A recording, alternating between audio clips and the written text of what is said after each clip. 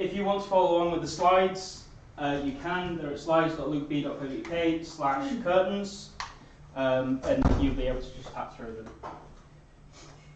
So first up, I have a couple of content warnings. So I have videos and animations. So this will, if that affects you, keep an eye out.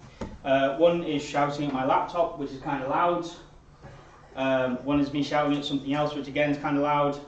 There's one with the lights turning on, which might be flashing.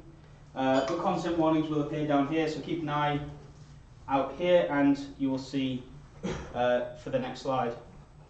This is an actual content warning as well. There is a little bit of animation on the next screen. Yeah, so this is where I do the introduction. I'm Bonaccorsi. My pronouns are he, him, his. I am a product developer at Digital, which is a consultancy with offices all around the UK. So there's one here in Leeds, there's one in Halifax, which is the one I work out of. There's one in Manchester, they've just opened one in Edinburgh. There's a load in London, they're everywhere. I organised this, so you're welcome. And I tweet at Code 3 Pixels, which is my 3 favourite things. I blog at lukeb.co.uk, and I'm a hardware noob. I live in fear of burning my house down when I'm building stuff, so just keep that in mind as we're going through this. And I'm lazy.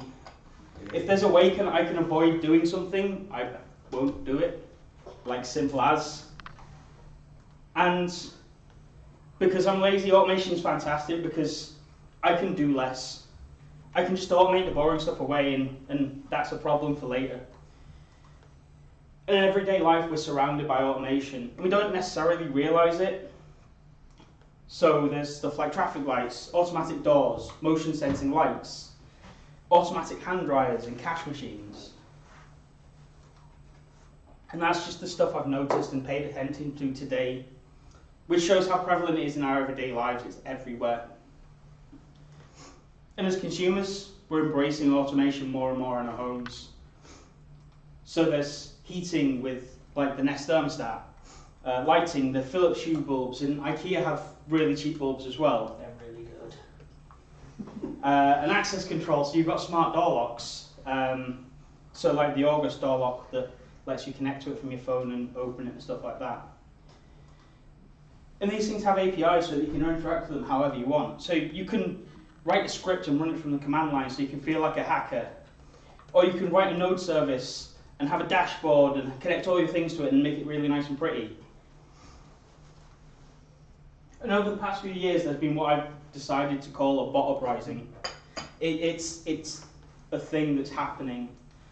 They're quickly becoming a bigger and bigger part of our lives, so they help us with everyday things. And you can build a bot that can just do one thing and connect to one chat system.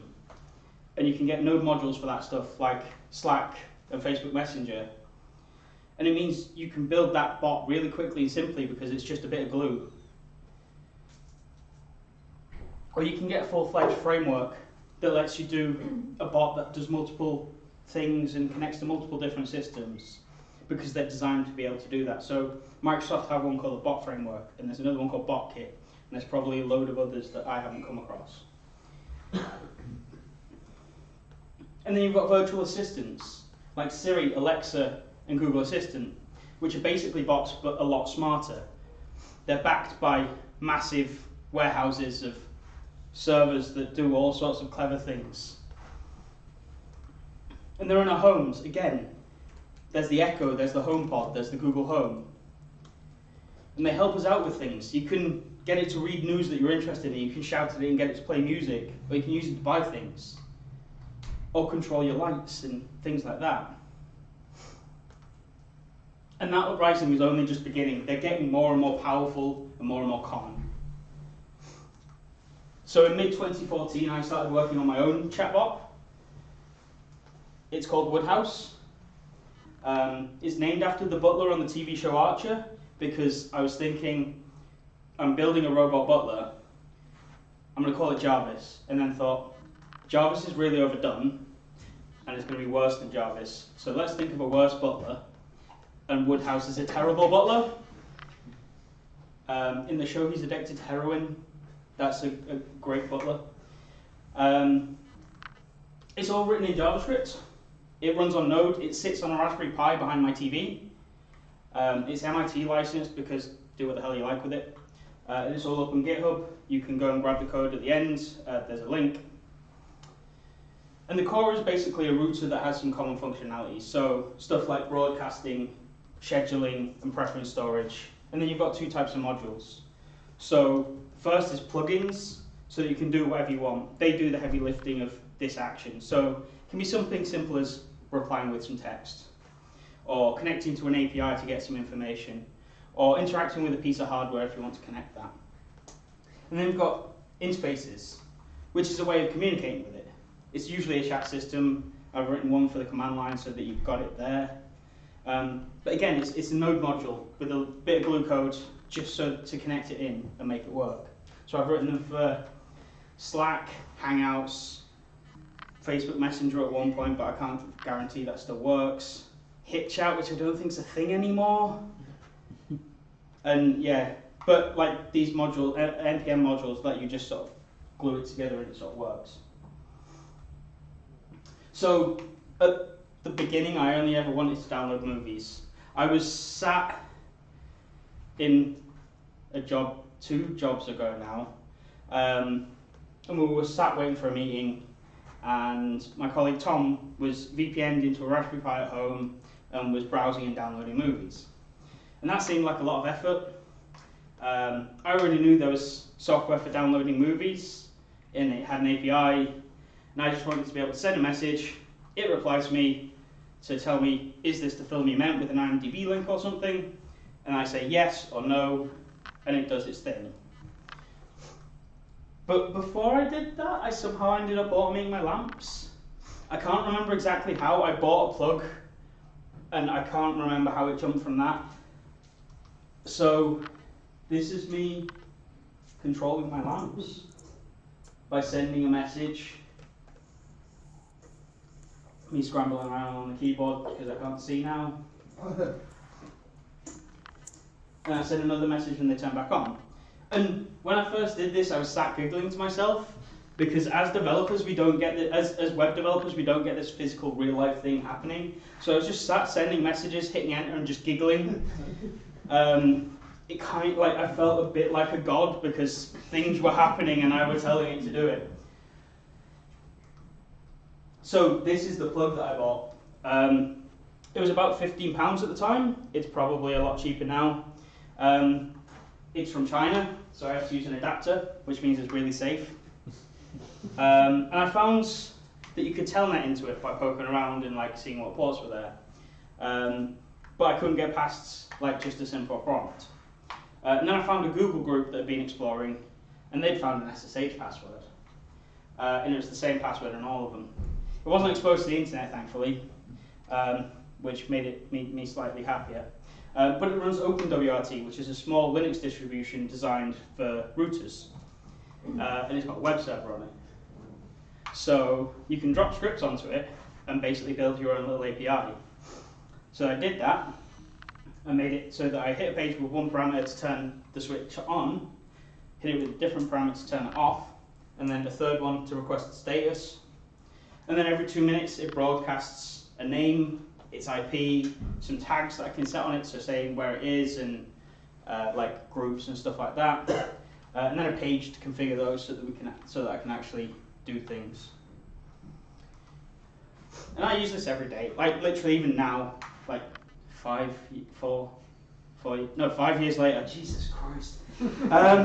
5 years later, I still use this every day. I send a message as I'm walking towards my house and I can turn on my lamps, which is great when it's dark, it's fantastic. Or I can even shout at my phone and get it to send a message through Google Now, which works pretty well.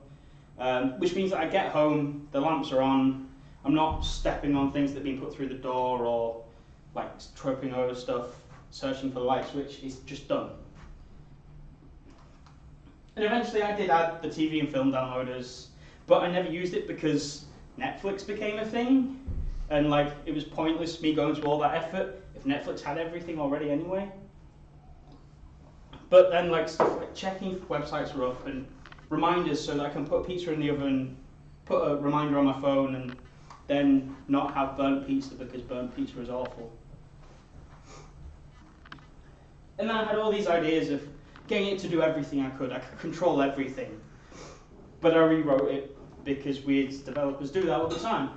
I got really excited when I was building this and just was like throwing code at it and was like, yeah, this is great. And then got to it and was like, don't know what's going on anymore. And I had a vague idea, but it was really unmaintainable and unworkable. But doing this meant that because the whole like IOJS node split thing and then remerging together and getting an updated version of the like V8 engine into Node, it meant I could use ES6 and all the nice things that came with that. And it just worked because it was Node, I was just writing JavaScript. And when I first gave this talk at LeedsJS in 2016, a version of it, I wanted to do something new. So I automated my curtains.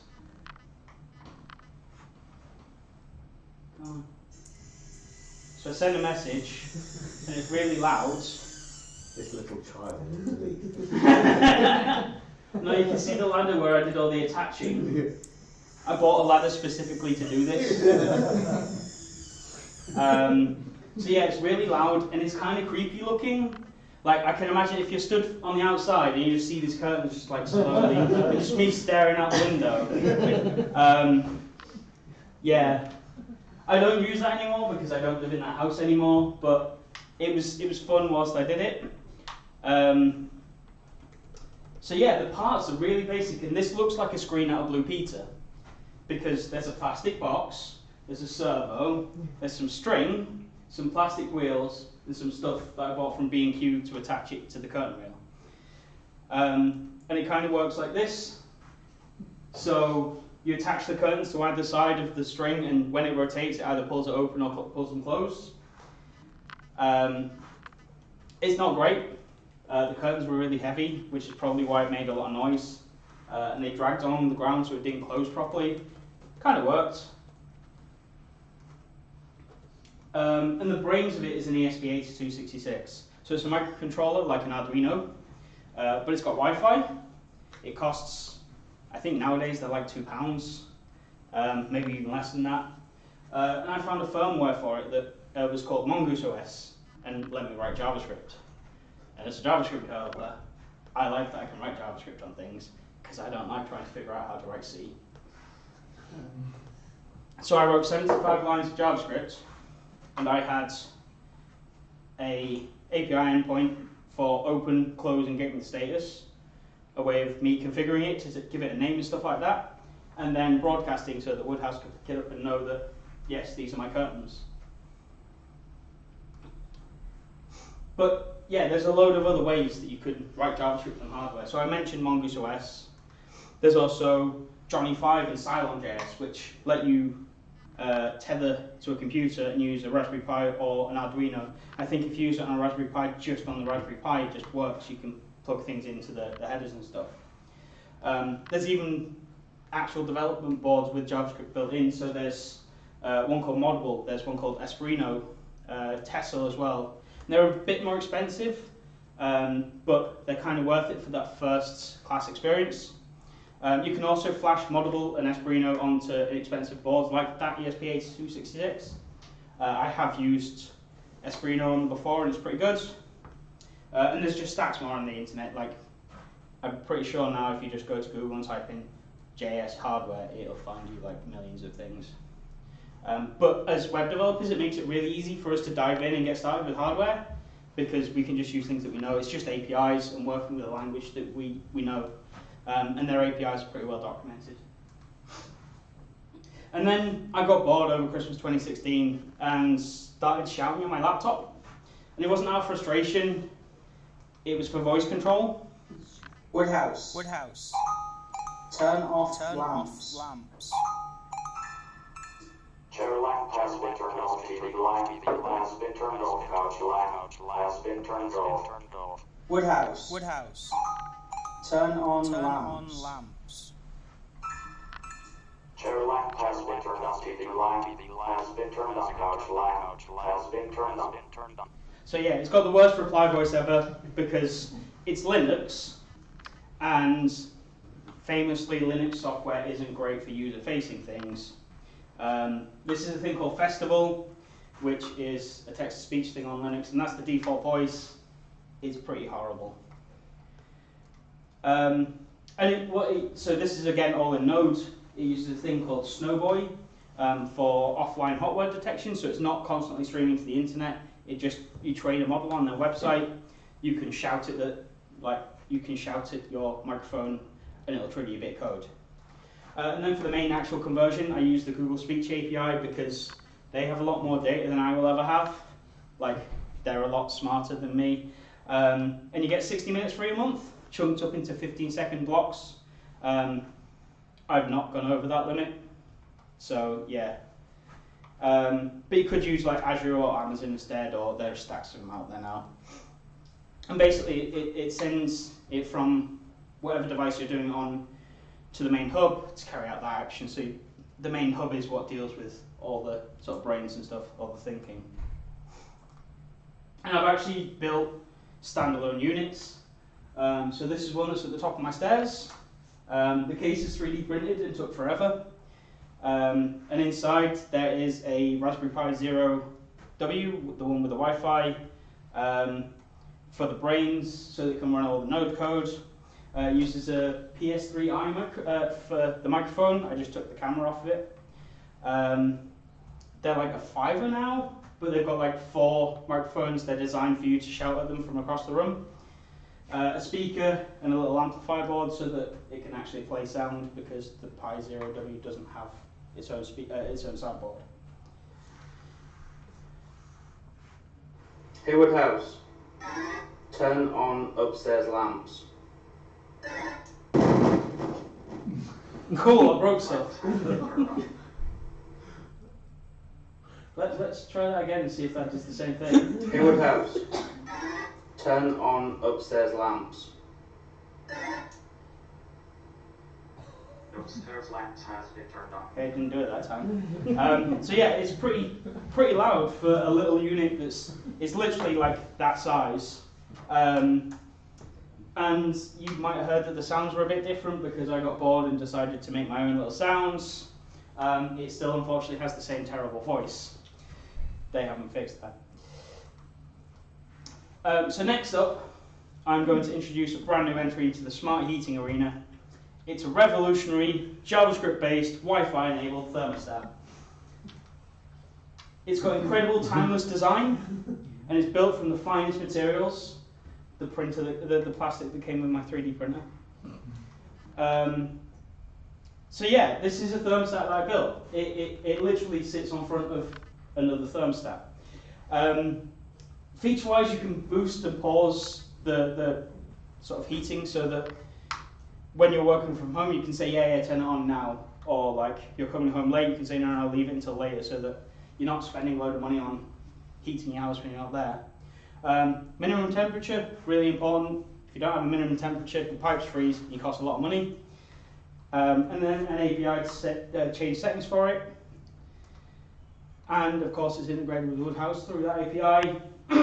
This is a really helpful message to anyone that doesn't understand what it is. I need to work on my user experience stuff.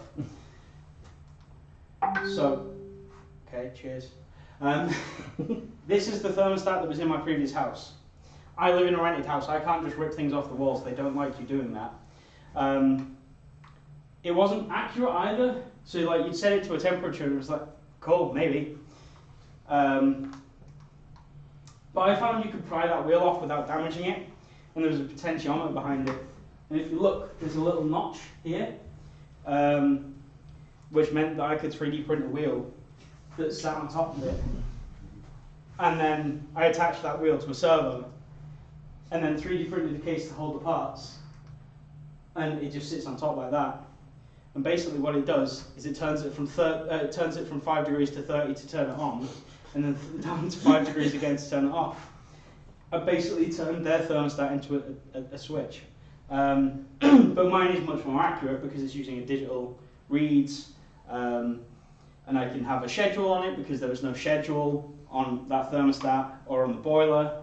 And it just checks the temperature every couple of seconds, makes the decision whether it should turn off or on based on thresholds and things like that. And yeah, it just turns it to maximum or minimum.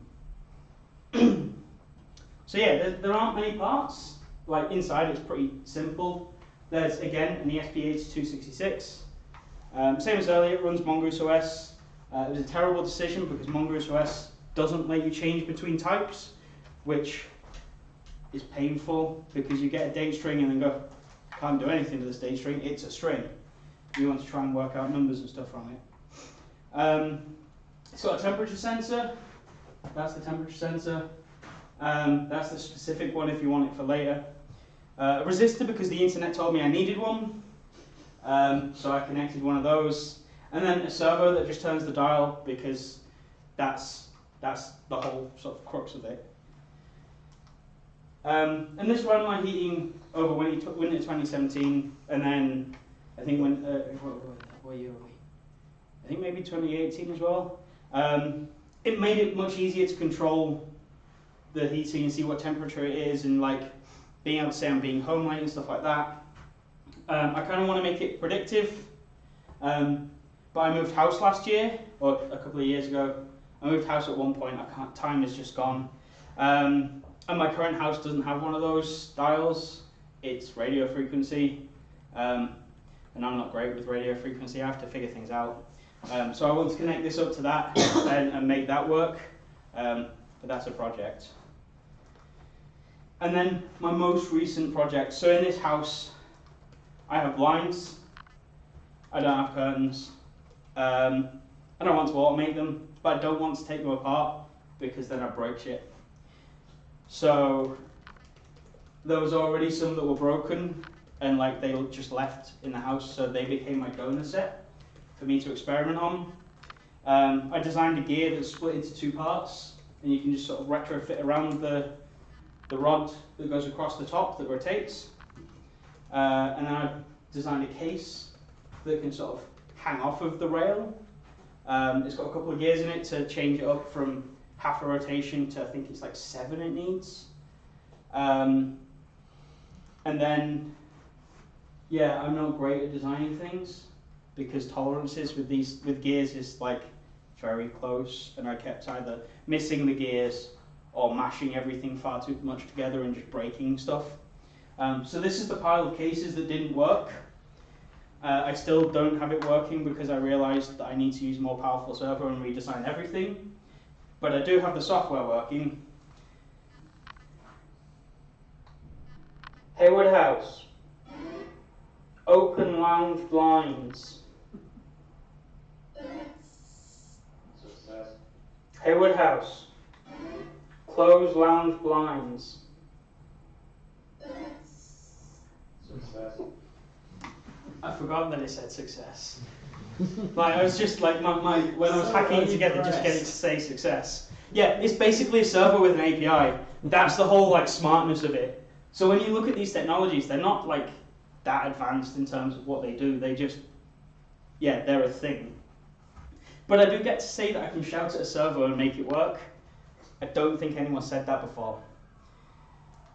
So yeah, that's the story so far, and it's an ongoing thing that when I get the time and actually sort of focus on a thing, it's going to keep going and going and going and going. In the future, I want to finish my blinds because, like, obviously, having all my blinds closed at once would be great. I also want to have a recipe system like IFTTT, and I've just done bad things. Okay, that's not gonna.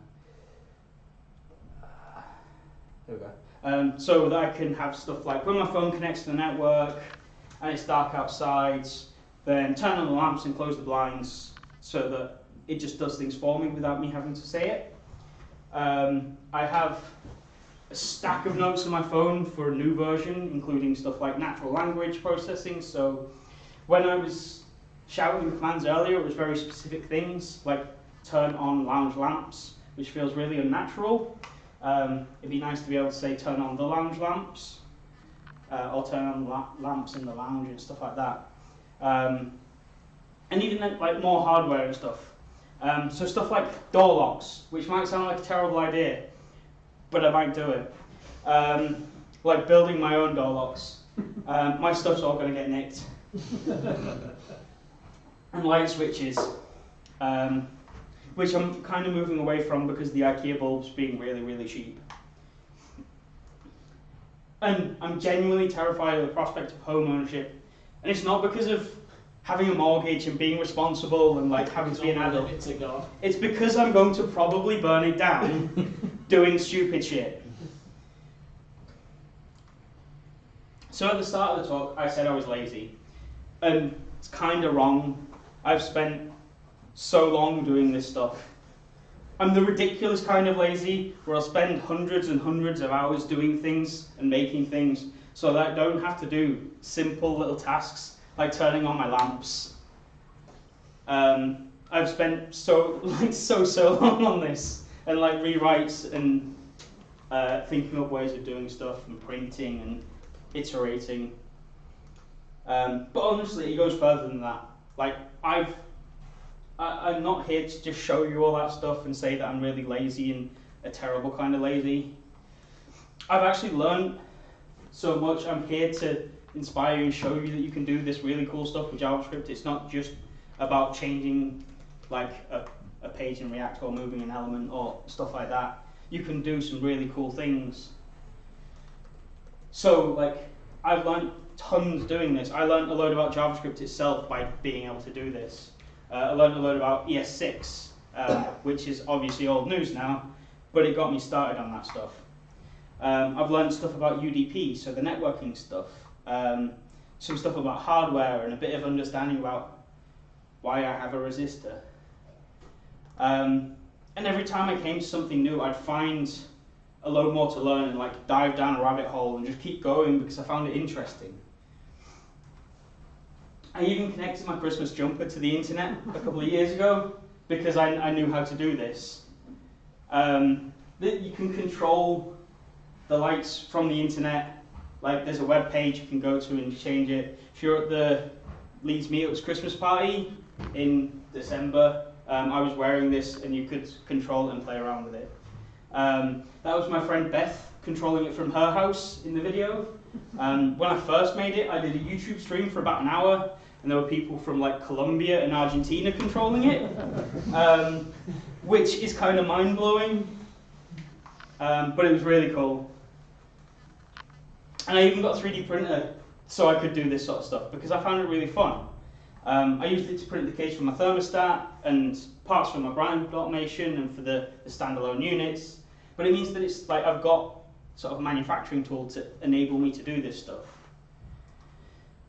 And I realized a great parallel whilst I was working on this talk. So one of my other things that I really love is cooking and food. And if you were learning to cook, you'd learn by cooking stuff that you want to eat. There's no point if you're not interested in it, if you don't want to eat it. It's the same with code. So when you're learning, build something weird and interesting to you. It'll keep you invested, you can hack it, you can cut corners, you can refactor it, it doesn't matter. It doesn't have to be perfect. You're just building it for yourself, you're building a thing to learn. You can show it off if you're happy to, and people are usually interested, but you don't have to. It doesn't have to go off on GitHub or whatever. You can just sort of do what you want with it. People will probably be interested though. So yeah, that's it, thank you very much. My Twitter is CodeFoodPixels. The code all for Woodhouse is at github.com/Woodhouse. It's in a load of separate repos because of plugins and stuff. And yeah, I think that was everything from this. And I realized I didn't set up anything for like all the prize draw pages and stuff. So yeah, whilst I do that, talk amongst yourselves for a couple of minutes.